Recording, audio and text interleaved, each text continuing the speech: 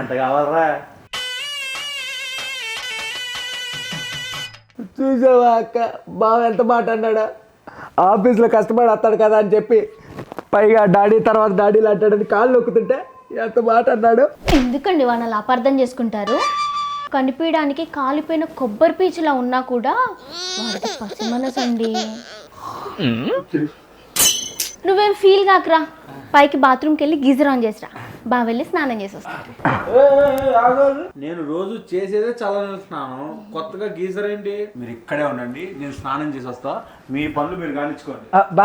బావ మీద వేసిన ఐడియా వర్కౌట్ అయ్యలేదు. ఇదే మొగుడు ఏదో ఒక రోజు పల్లాలకి పడాల్సిందేరా, పడతారు, కాకపోతే కొంచెం అటు ఇటు అంతే.